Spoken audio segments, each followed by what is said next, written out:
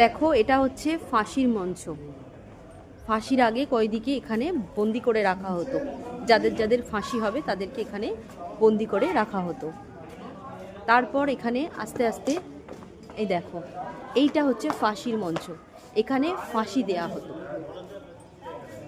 দেখো এখানে লাস্ট ফাঁসি হয়েছে ধনঞ্জয়ের। দেখো ভালো করে দেখো তোমরা। আর তার থেকেও একটা সুন্দর জিনিস দেখায়, যখন ফাঁসি দেয়া হয় তারপরে বডিটা বেরোয় এই কাঁচের, এই দেখো কাঁচের এই জায়গাটা থেকে বেরোয়। আর সবচেয়ে মজার জিনিস হচ্ছে, তোমাদের দেখাই, তোমরা দেখতে পাচ্ছ কিনা দেখাচ্ছি, দাঁড়াও।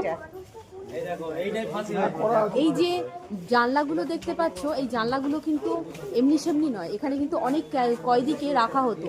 আর যখন ফাঁসি দেওয়া হতো কয়েদিরা এই জানলা থেকে দেখতো যে ফাঁসিটা কত কষ্টজনক, কত দুঃখজনক। তো সেই দেখে যদি মন পরিবর্তন করতো, ওই জন্যে এই জানলার সামনে তাদেরকে রাখা হতো। এরকম অনেক মন পরিবর্তন করেছে। তারপর ফাঁসি হওয়ার পর দেখো যখন বডিটা পোস্টমর্টম করা হয়, এটা হচ্ছে পোস্টমর্টম ঘর।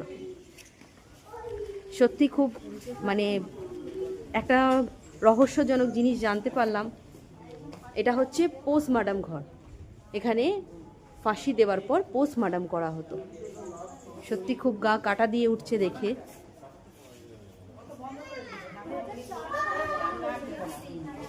অসাধারণ জিনিস।